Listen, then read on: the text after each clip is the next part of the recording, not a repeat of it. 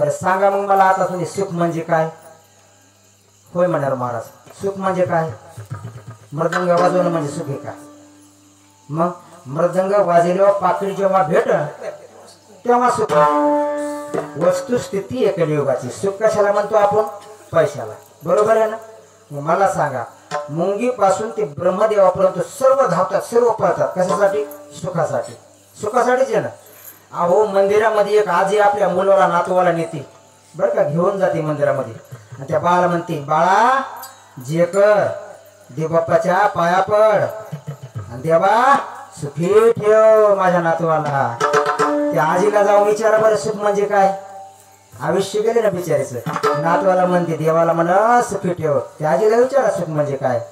आपण सुख सुख सुख म्हणतोय ना. काय आहे सुख?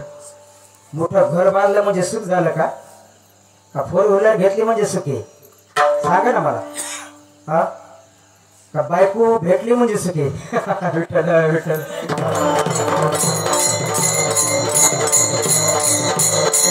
सगळ्यात दुर्मिळ गोष्ट तरी बायको. बायको भेटली म्हणजे सुख आहे का? सुख म्हणजे काय नेमकं मला सांगा. आपण सगळे सुखाच्या मागं लागलो, इतकं लागलो. आता सुख म्हणजे पैसा, आपण अगोदरच बोललो. सुखाच्या मागे एवढं लागलो, परंतु जे सुखाला प्राप्त होते, ज्याची आपल्याला प्राप्ती करायची, त्याच्या पाठीमागे आपण जात नाहीत आणि आपण या संसार रूपी सुखामध्ये अडकून पडलोय. त्या सुखाकडे आपण पळतोय, धावतोय.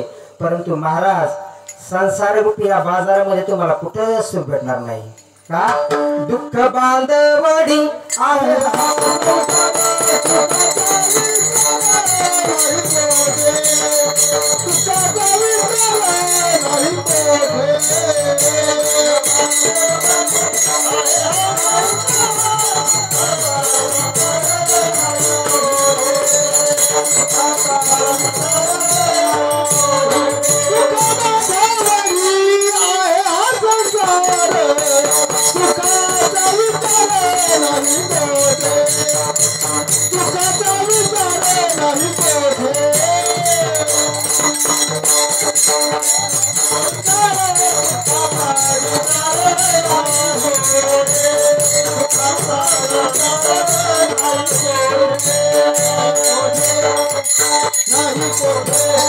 दुःख बांधवडी आहे हा संसार, सुखाचा विचार नाही कोठे. मग कुठे सुख मला सांगा ना.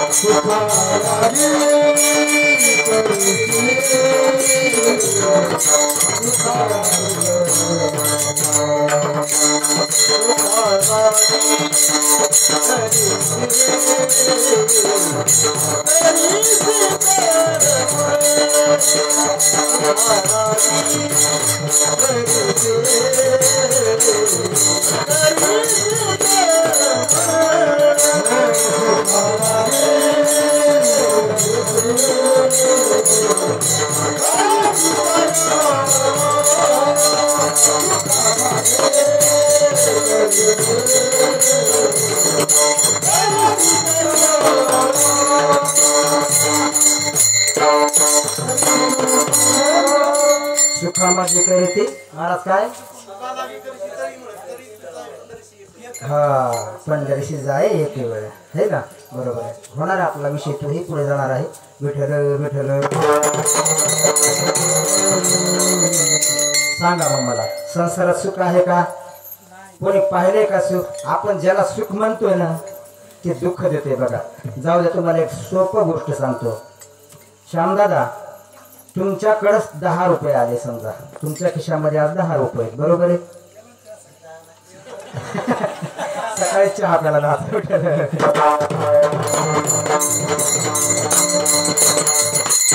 ऐका, दादाकडे 10 रुपये दादाला मिळाले, 10 रुपये मिळाले. परंतु आबाच्या खिशामध्ये 100 पाहिले. मावळलं नसू आबा, 10 रुपये दादाकडनं तुमच्याकडे 100 पाहिले मावळलं सुख जाऊ दे. तुकाराम महाराजाकडे पुन्हा 100 रुपये मिळाले त्याच्यामध्ये 100 आले.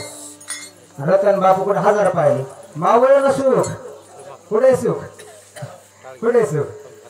हे आमचे बोबडे भाऊ त्याच्या खिशामध्ये 1000 रुपये आले आणि इकडे मधुकर महाराजाकडे लाख रुपये आले. लाख रुपये पाहिले की मावळलं सुख. कुठे सुख. सुख हे चंचल आहे त्या मनासारखं चंचल आहे. सुख एका जागावर थांबत नाही. आपलं सुख कशात आहे धावपळ करतोय. मन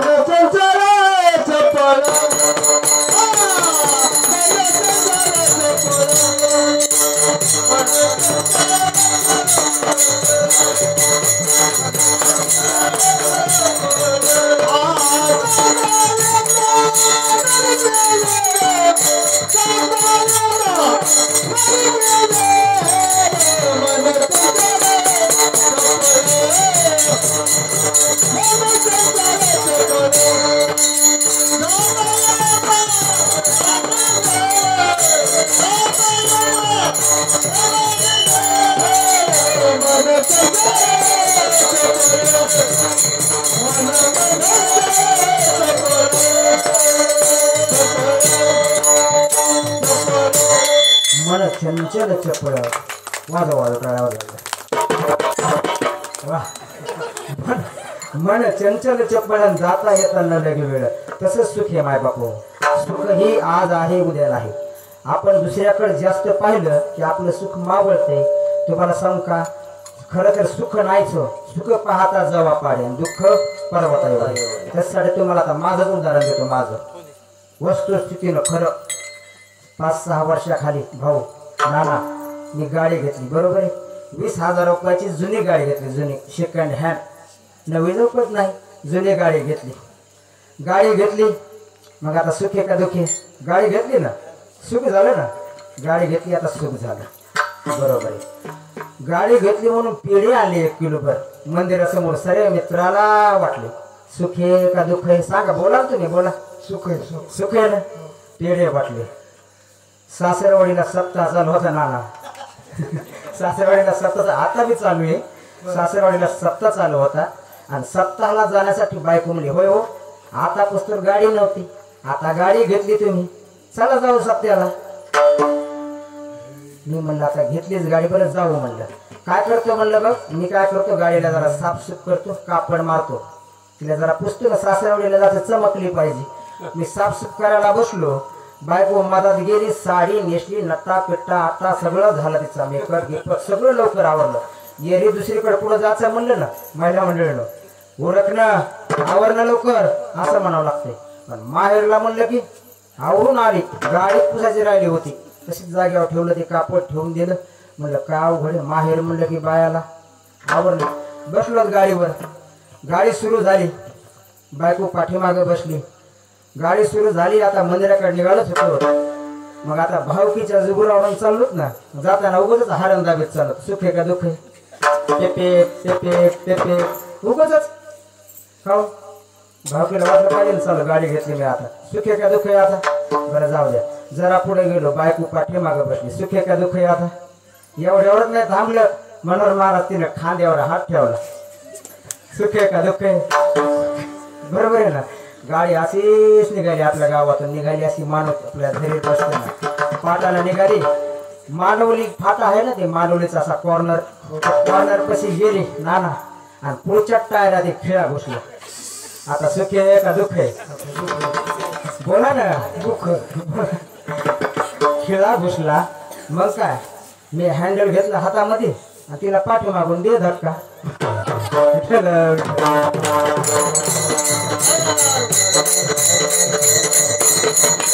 परतून भेटणारं सुख क्षणिक आहे माय बापू.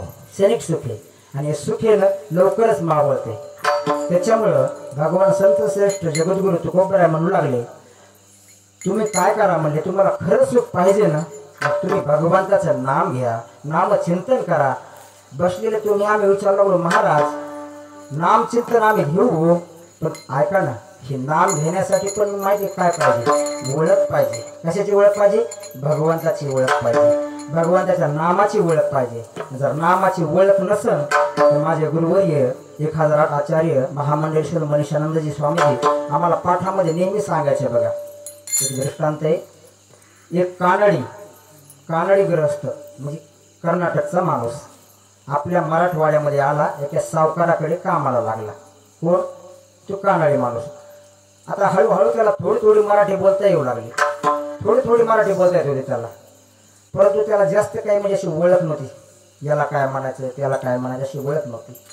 मालक म्हणला, भैया तू काय कर, याला नदीवर घेऊन जाय आणि याला पाणी पाजून आण. तर नौकर होता, मालकानं सांगितले, मालकाची आज्ञा, लगेच निघाला. त्या घोड्याला घेतलं आणि निघाल्यावर मालक म्हणला, ऐक बाबा, भैया लक्ष देऊन ऐक, जेव्हा याला पाण्यामध्ये पाणी पाजायला नेशील ना, त्यावेळेस लगाम काढल्यानंतर त्याच्या गळ्याला सराडा बांधायला विसरू नको, म्हणजे तो जाग्यावर आहे. याला त्याची जाणीव नव्हती. हा तसाच निघाला आणि गुडघ्याच्या पाण्यामध्ये घोड्याला घेऊन गेला. मनोहर महाराज गुडघ्याच्या पाण्यामध्ये घोड्याला घेऊन गेला. घोड्याचा लगाम काढला आणि घोडा पाणी प्यायला सोडला. पाणी पिणं होतंय. घोड्यानं ओळखलं, खूप बावळट आहे म्हणला हा माणूस. आपला लगाम काढून घेतला आणि मोकळं सोडले. पाणी पिणं होतंय त्याला धूम ठोकली. घोडा पळून गेला. आता भानगड झाली. हा कानडी जो ग्रस्त होता विचारात पडला. घोडा तर पळून गेला. मालकाला तर ही वार्ता कळवायची, पण मालकाचं नाव माहित नाही. रस्त्याने एक माणूस जाऊ लागला, गावाकडच्या दिशेनेच जाऊ लागला, त्याचंही नाव माहित नाही. मग हा म्हणतो कसा, आहो तुम्ही जेथे होतो आम्ही, आणि त्यांना जाऊन सांगा तुम्ही याच्यातलं गेलं विठ्ठल.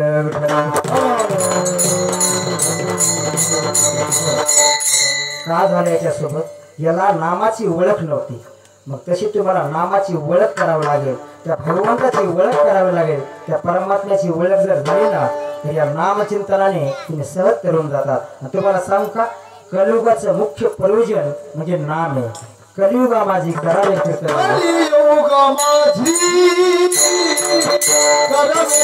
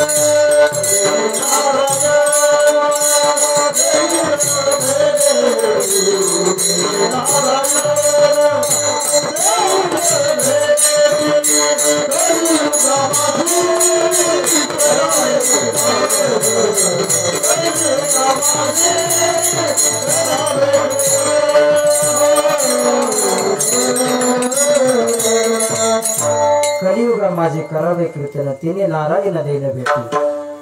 कलियुगी उद्धार हरीच्या नामाने. कलियुगामध्ये हरीच्या नामाने उद्धार होतो.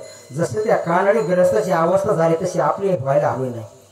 त्याला घोड्याचा लगाम काढून त्याला बांधायचं कळलं नाही. त्याला मालकाचं नाव विचारता आलं नाही. त्याला त्या समोरच्या जाणाऱ्या व्यक्तीचं नाव माहीत नव्हतं. त्याच्यामुळं त्याची इतकी भानगड झाली, त्याचा सराव घटळा होऊन गेला, त्याला काही समजलं नाही. तसं आपलं होऊ नये.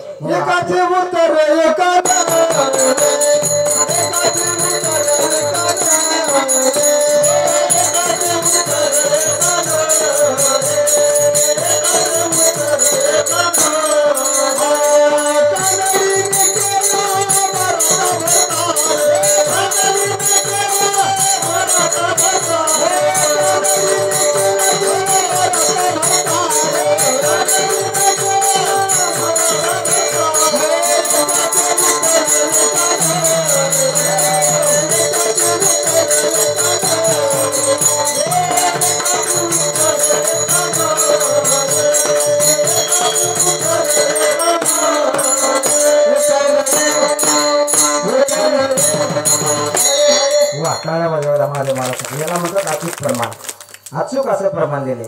कानडीने केला मराठी प्रकार. मला सांगा, मराठ्यानं जर कानडी बायपूर केली तर काय अवस्था होईल त्याची? तशी अवस्था आपली होता कामा नये. त्याच्यासाठी भगवान सर्वश्रेष्ठ जगद्गुरु तुकोबराय आपल्याला वेळोवेळी सावध करतात. काय करतात? सावध झालो अगोदर ते सावध झाले, आलो हरीच्या जागराना. आता ते सावध झाले, अनुभव घेतला आणि त्या अनुभवावरून आपल्याला सावध करायला येतं की आपणही भगवंताचं नाम घेतलं पाहिजे. नाम घेतलं तरच आपलं काहीतरी कल्याण होईल. विठ्ठल विठ्ठल.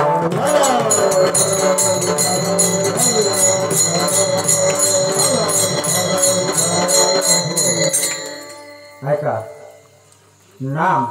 आता मला सांगा, पशु पक्षी प्राणी नाव घेतात का? घेऊ शकतात का? तुम्ही कुठं ऐकले का 4-5 कुत्रे जमा झाले आणि भजन करू लागले? दादा पाहिले का कुठं आपण 4-5 कुत्रे जमा झाले आणि भजन करायला येतात? 10-15 बैल पंढरपूरच्या वारीला गेले असं ऐकले का कुठं? बैल वारी करीतच नसते. मायासारखे बैल वारी करीतच नसते.